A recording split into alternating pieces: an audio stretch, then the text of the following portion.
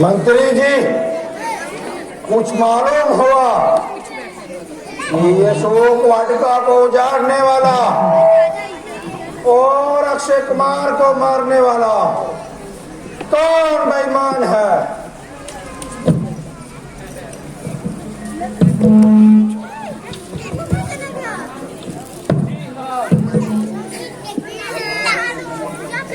मालूम हो गया है, वो पवन का बेटा हनुमान है।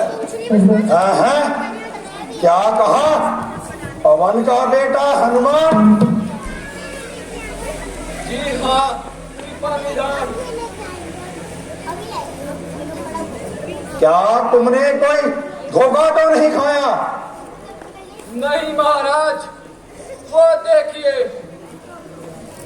मेघनाथ जी उन्हें पकड़ने लेकर आ रहे हैं।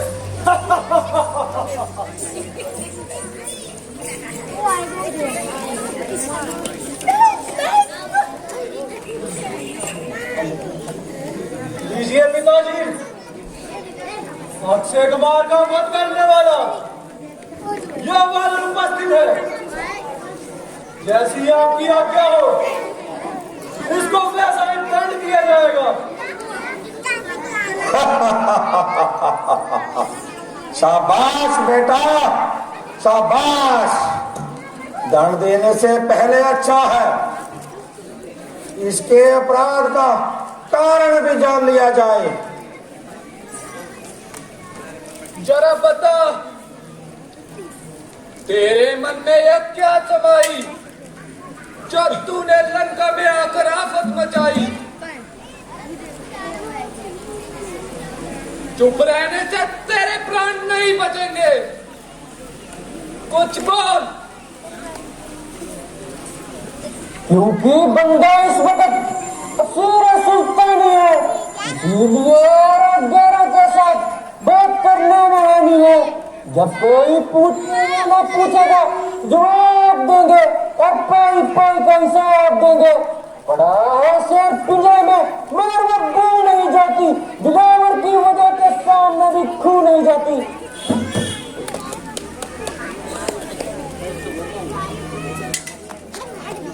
तूने मेरी वाटिका को क्यों उजाड़ा है और मेरे माली तथा अक्षय कुमार को क्यों मारा है? वाटिका को उजाड़ा है तेरे दर्शन पाने के लिए और हत्या की अपनी जान बचाने के लिए। आखिरकार तू कौन है और किसका भेजा हुआ लंका में आया है? मैं हनुमान अंजनी कुमार हूँ, मैं सुग्रीव का मंत्री और श्री राम का ज्ञातकार हूँ। रस्सी जल गई मगर बल नहीं गया। बल किस तरह मेरा, मुझे किस बात का गम है? वही तू है, वही मैं हूँ, वही तुम है, वही तुम है। अरे निर्लज, ये नीच कार्य स्वीकार करने से पहले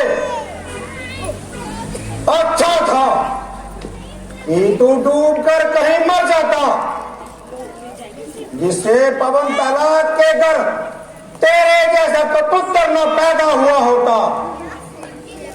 अभी भी वक्त है तेरा पश्चाताप करने का। यह है काम तूने विनाशकारी डूब मरने का। अरे निर्बुद्धि, तुझे इस दशा में देखकर मेरी गर्दन मारे शर्म के झुके जा रही है, लेकिन तुझे शर्म नहीं आ रही है। अभी तक तो ये झुकी है तेरे ही झुकाए से, किसी दिन जमीन से भी न उठेगी तेरे ही उठाए से। हनुमान, आज तुम निराले ढंग से बात कर रहे हो। क्या तुमने प्राचीन संबंधों को एकदम से बुला दिया? नहीं, प्राचीन संबंध नहीं तो मुझे यहाँ आने का साहस दिया। हनुमान आज भी वैसा ही वफादार हो। लंकेश, तुम वीर हो, बलवान हो, बुद्धिमान और ज्ञानवान हो। बुद्धि कुशल होकर तुमने ऐसा नीच कार्य किया कि माता सीता को ही उठा लाए। अब तुम्हारी भलाई इसी में है कि कुमार को छोड़कर सत्य मार्ग पर आ जाओ, वरना तुम्हारी ये अहंकार भरी खोपड़ी धू धू कर पछताएगी। इसमें क्या संदेह है?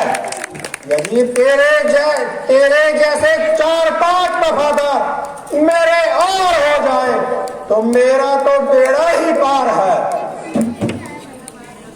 ये अच्छी संबंध निभाए तूने। पहले मेरे मालिक को मारा, जब अक्षय कुमार ने रोका तो उसे जीवित न छोड़ा। मैं कौन सा गया था उन्हें बुलाने के लिए? वो आप ही आए थे झगड़ा मचाने के लिए, नाम की साथें फलों की खेत खेलने के लिए। आज हम जब बांध लिया जाता घर में जाने के लिए, बस इतनी सी बात पे पीछे ये मेरे पड़ गए और थे मुझे मारने, आप ही मर गए। प्रश्न तो यह है कि तुम्हें कहा किसने था वहां जाने के लिए? कहा था श्री राम ने और सुग्रीव ने, और आया था माता सीता की खोज करने के लिए। हाँ, सीता की खोज? हाँ, माता सीता की खोज। मगर सुग्रीव का रामचंद्र से क्या संबंध?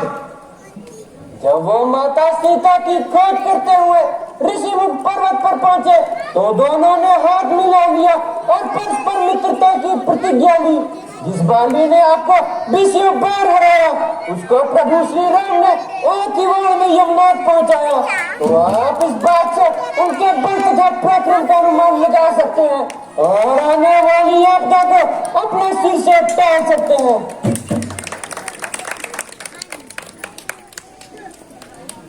मैंने बहुत देर के बाद तेरी शक्ल पहचानी है, किंतु मुझे हैरानी है कि तूने ये नीच कार्य करने की क्यों ठानी है।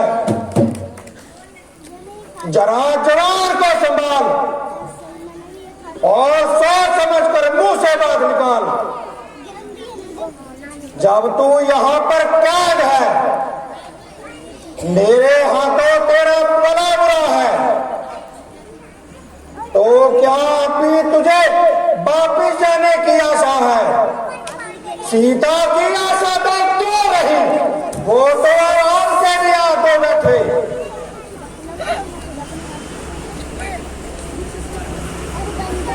लो देख लो, आ गया है वानर मुझे निधि सिखाने को। चला है तू साथी पग लेकर चांद को रोशनी दिखाने को। कहीं का रेड़ा भानुमती से कुलवा जोड़ा, 150 का वानर इकट्ठा कर लिए और चढ़े हैं लंका पर चढ़ाई करने के लिए। और आप जानो, कभी मैंने लंका का एक कुत्ता भी तुम्हारे पीछे छोड़ दिया तो तुम्हें भागते हुए रास्ता नहीं मिलेगा। सच है, जब किसी मनुष्य की बुरी घड़ी आती है तो उसकी समझ अपने आप ही उल्टी पड़ जाती है। विनाश काले विपरीत बुद्धि, अतः विषयी पुरुष और उपदेश का विशेष बैर है। उसे इस बात की बिल्कुल खबर नहीं रहती कि कौन अपना और कौन गैर है। किंतु अब मुझे मालूम हुआ कि यहाँ तो बसते ही कुत्ते हैं। कौन समझाए, किसे समझाए, सोए हुए को सोए कैसे जगाए। मगर याद रख, आखिरकार में तू रोएगा। अरे दुष्ट, ऐसी बातें कहकर मेरे स्वामी क्रोध को न जगा, अग्नि में क्रोध डालकर उसे और न भड़का।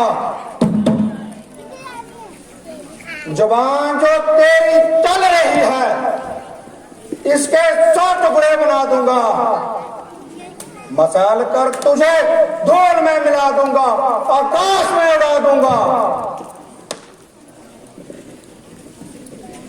भगवान, निर्दोष का कोई कुछ नहीं बिगाड़ सकता।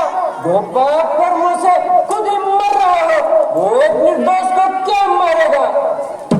गिरेगा जमीन पर एक दिन जो सर मोहम्मद में घूमता है, नशा वो तेरी आंखों से दूर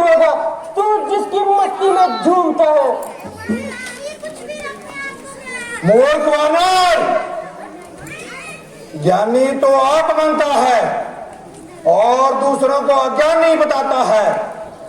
संभव को असंभव और असंभव को संभव करके दिखाता है। आकाश और पाताल को एक करके दिखाता है। बकरी सिंह का भी बड़ा कोई मेल है। रावण का सामना करना बड़ा बच्चों का कोई खेल है। मेरा तो ये फिजूल ख्याल है। मेरी और उंगली उठाने की इनमें से किसकी मजाल है? शायद तू इसलिए फूल रहा है, ये मेघनाथ मुझे पकड़ लाया है। तो ये सोच ले, मेघनाथ बेचारे को कहाँ ताकत है। अगर चाहता तो इन जंजीरों को एक झटके में तोड़ देता। नहीं, शहरा से तो पा जा रहा, जवान जो इतनी चला रहा है, मेरी इज्जत और आबरू को खाक में मिला रहा है। इज्जत हुर्मत अब कोई कसूर मेरा बता रहा है। जब तमाशा है यार, जमाना कैसा आ रहा है। अरे नालायक, तू बता, कौन मुझे किसका खा रहा है? मैं वो बड़ा हूँ जिससे खुद खौफ होगी, मुझसे खौफ खा रहा है। लोग खुद ही देख लेंगे तू क्यों इतना तिल मिला रहा है। कल जो खाता था खौफ उसका, आज खौफ उसे खा रहा है। हुआ मैं जितना नरम, तो इतना सर पर बैठा जा रहा है। अरे बेहुदा, तू क्यों मौत का रास्ता बना रहा है? चंद दिनों में होगी चर्चा, तू क्यों इतना तिल मिला रहा है। कहेगी दुनिया, देख लो लोगों, जनाजा रावण का जा रहा है। नाम मैंने जब तक उठाया खंजर, तभी तक तू चाह रहा है। अपने हाथों से अपने खातिर अदम का रास्ता बना रहा है।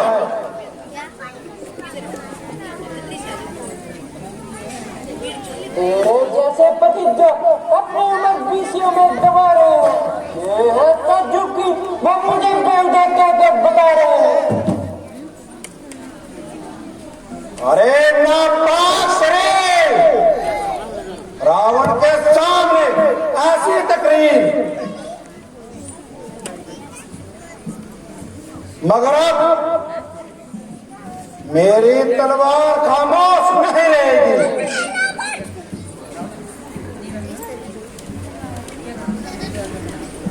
साहब, जरा धैर्य कीजिए।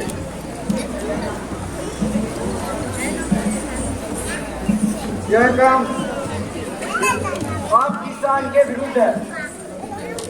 ऐसा करने से मस्त राज्य से आपका संबंध टूट जाएगा और भविष्य के लिए कोई दूत आपकी सभा में नहीं आएगा।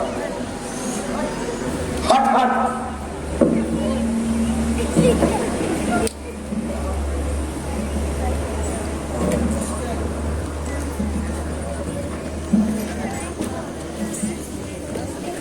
कौन कहता है ये दूध है?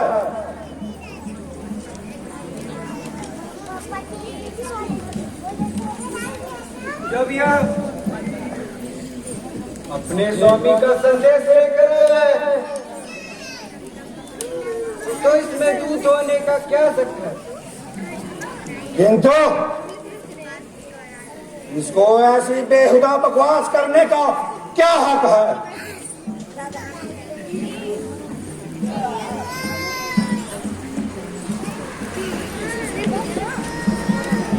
यह राजनीति का असूल है। ये बहाना फिजूल है।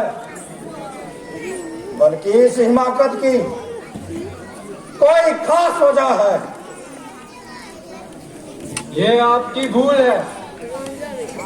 मेरी प्रार्थना करने का केवल यह अभिप्राय है, दूध का वध करना धर्मशास्त्र के विरुद्ध है,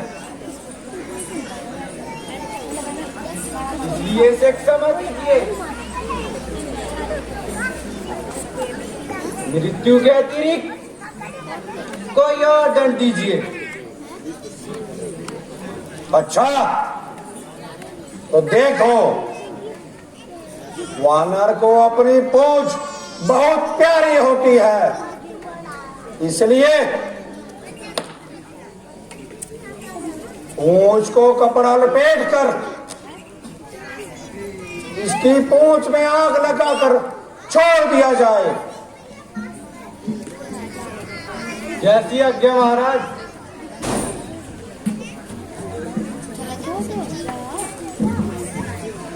मंत्री जी, इसकी पूंछ में कपड़ा बांधकर आग लगा दी जाए। जैसी आज्ञा महाराज।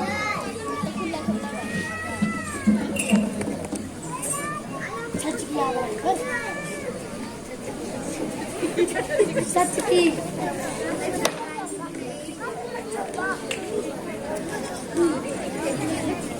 आग जलाने।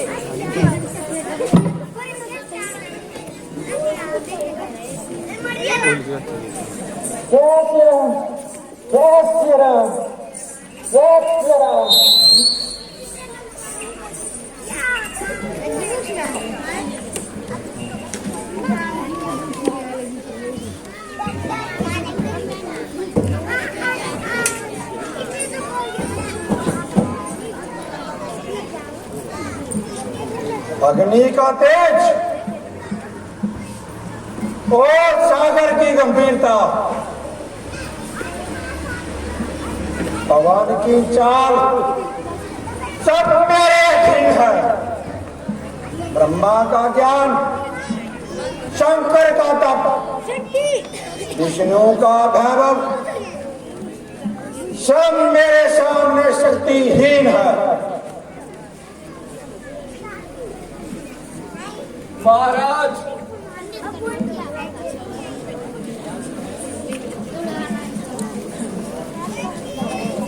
आज किस बात का गम है?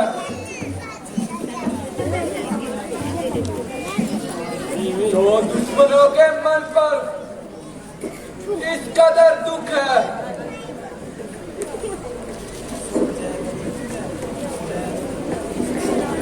मेरे वजीरों, मेरा मन किस कारण दुखी है वो आपको विदित है। जब से हनुमान आंखों के सामने धूल डालकर लंका को जलाकर निकल गया,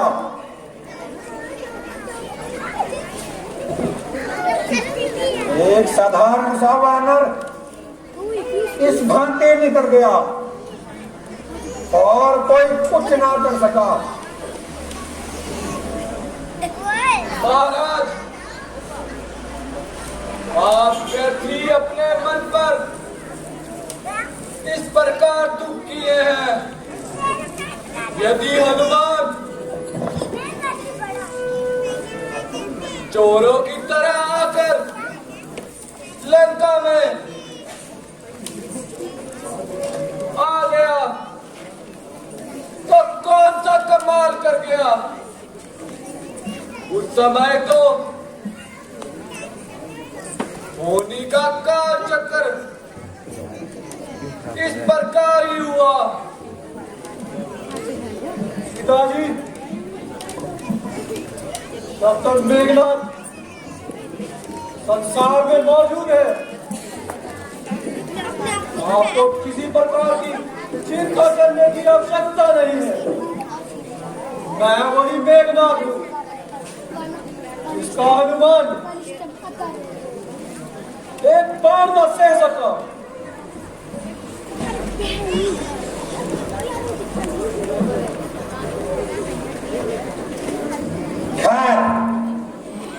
जो हुआ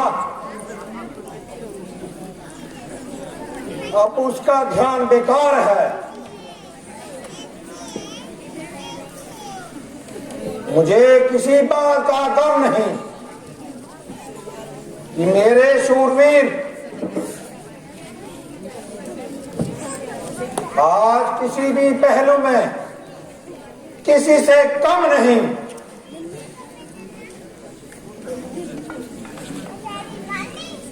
भ्राता जी,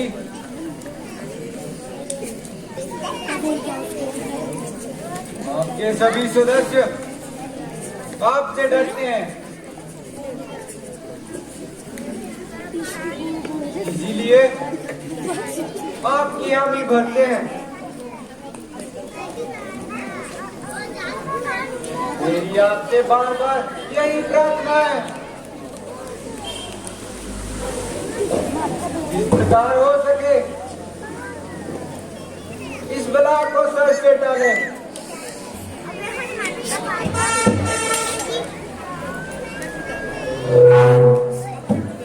सारे कुल को नष्ट होने से बचाइए। सबसे आसान उपाय यही है, सीता जी को रामचंद्र जी के पास पहुंचाकर उनसे आस मिलाना और उन्हें शत्रु के प्रति अपना मित्र बनाना।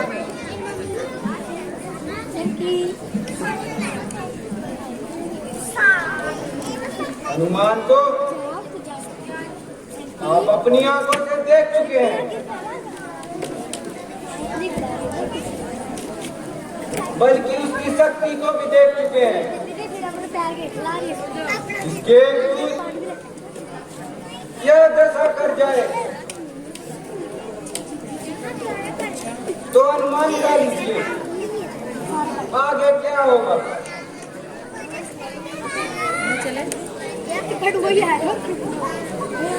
चाचा साहब,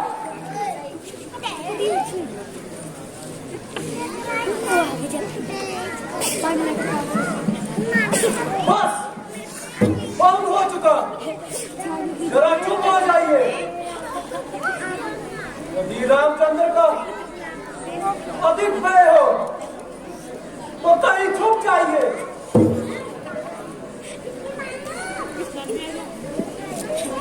उस पर चाहे कितनी तबाही बचे,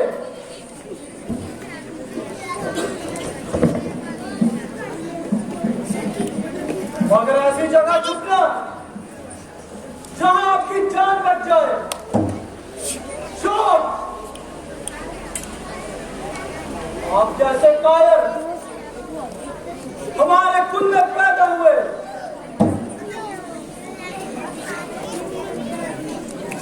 ना आज हम अपने भाग्य को रोते, बहन की नाक कटी, भाई को शर्म न आए। जाओ जाओ जल्दी करो, वरना मौत के गोले। और तुम्हें कहीं छुपने की जगह भी नहीं मिलेगी।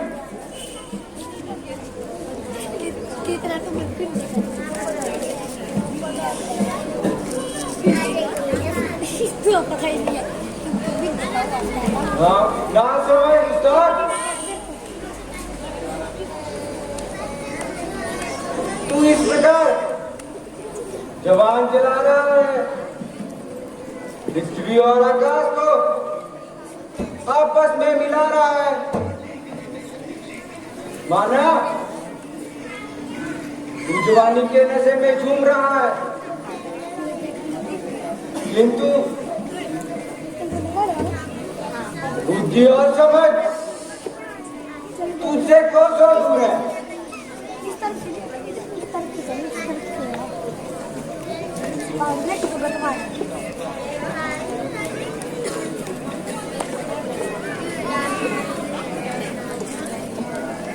इतना सा लड़का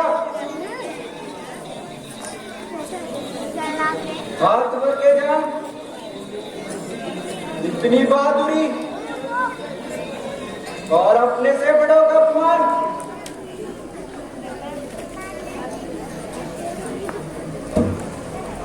जिस बात को मैं नहीं कहना चाहता था,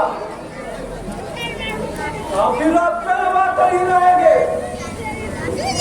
चाचा साहब, इतने में आपकी साजिश थी, जो अनुमान इस प्रकार भाग गया, आपने उसकी सहायता की, वरना पिताजी उस पर दया न करते। जैसे हनुमान भाग गया, मानो आपका तो भाग्य जाग गया। मेरा दावा है, हनुमान को भगाने में आपका हाथ है। भाई साहब, देखते हो ये कल का छोकरा किस तरह जवान चला रहा है। निसंदेह जो कुछ ये कह रहा है बिल्कुल सच कह रहा है। ठीक है, आप इसका पक्ष ले रहे हैं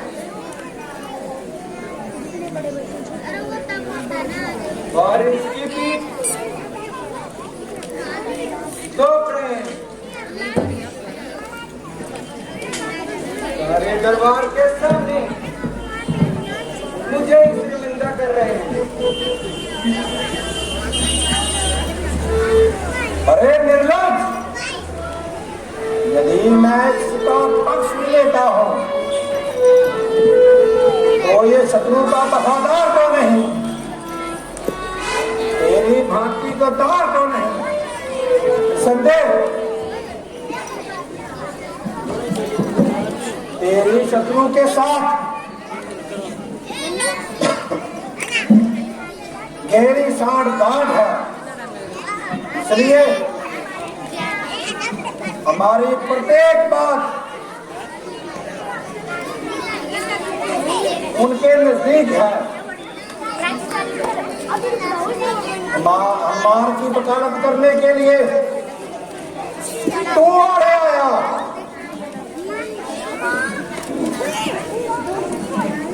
जब मैंने उसका वध करना चाहा तो बीच में कूद गया। जब मेघनाथ ने इसका विरोध किया तो तू फिर बीच में आया। राजा जी, ये आपकी भूल है। मेरे संबंधों में ऐसा ख्याल करना फिजूल है। ना मैं गद्दार हूं, ना रामचंद्र का वफादार, बल्कि आपका सच्चे दिल से विचार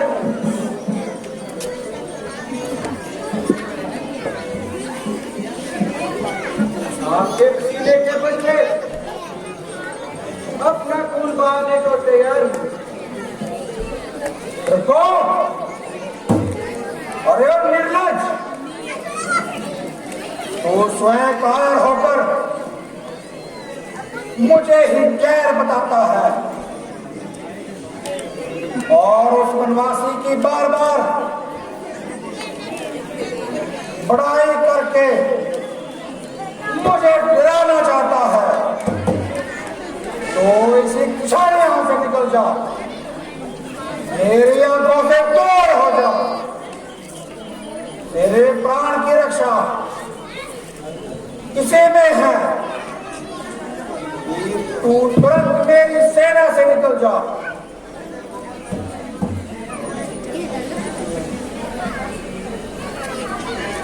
ताकि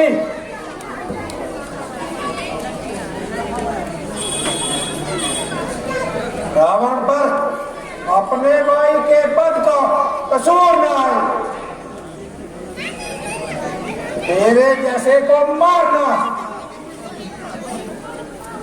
मैं अपनी शान के खिलाफ समझता हूं। निकाल जा, निकाल जा।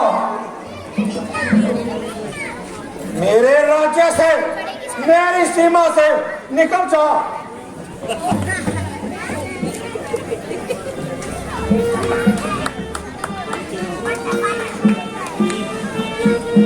मुझे अपनी शक्ल मत दिखाना।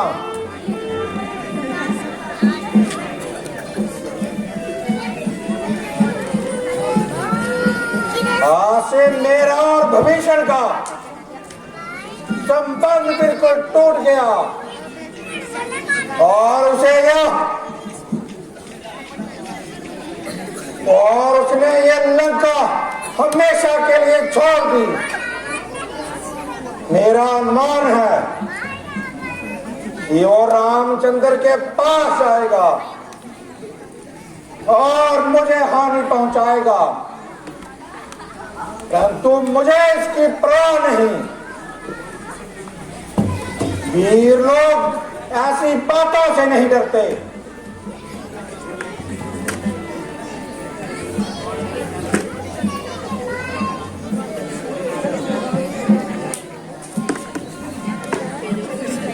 अब मैं कुंभकर्ण के पास जाता हूं और उसे अपना हमदर्द बनाता हूं। वो अभी सोया हुआ है, उसको क्या मालूम रामचंद्र सेना लेकर लंका पर चढ़ाई करने के लिए आ गया है और गद्दार विभीषण लंका से चला गया है। मंत्री जी, विभीषण तो चला गया, अब आप कुंभकर्ण को निद्रा से उठाने की तैयारी कीजिए। ऐसी आज्ञा महाराज। मैं अभी जाता